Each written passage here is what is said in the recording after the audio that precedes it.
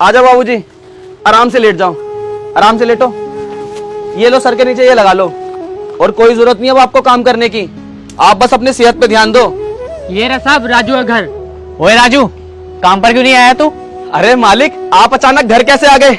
आइए बैठिए ना, बैठिए। बस अभी मेरा इतना बुरा वक्त नहीं आया कि तेरे यहाँ बैठना पड़े। बस तू मुझे इतना बता दे, तू काम पे क्यों नहीं आया आज? अरे मालिक, रात से बाबूजी की बहुत ज्यादा तबीयत खराब थी, तो इन्हें अस्पताल से अभी दवाई दिलवा के आया हूँ। अबे मरा तो नहीं है ना तेरा बाप?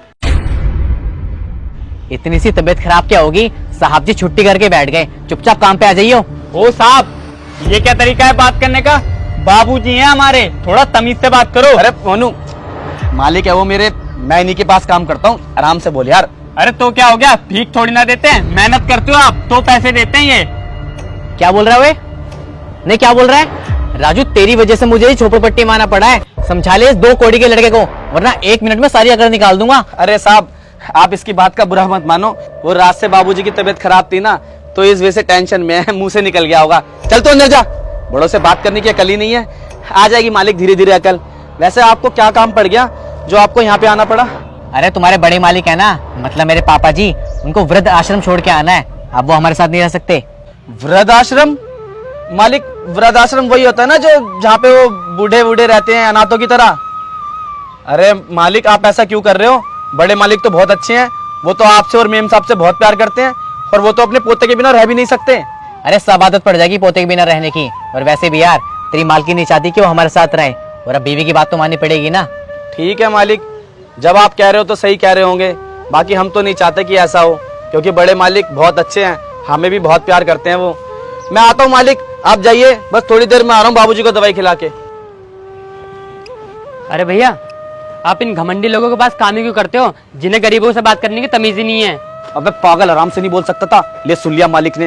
अब सही तो कह रही है हरिया, आप किस किस का मुंह बंद करवाओगे? अच्छा, तो अब सारे झोपड़पट्टी वाले एक हो गए?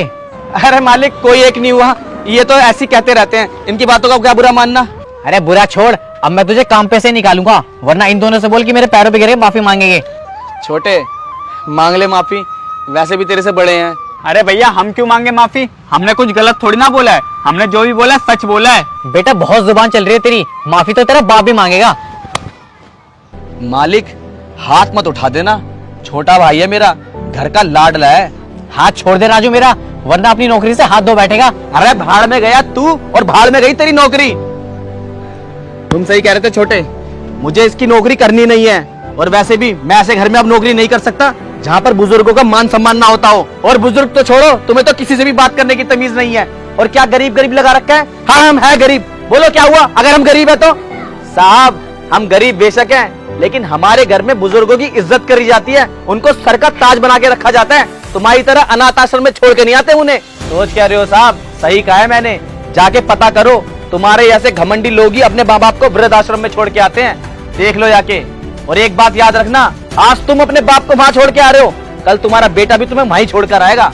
अरे जाओ यहाँ से, मेहमान समझ के मैं कुछ नहीं बोल रहा था, चलो जाओ।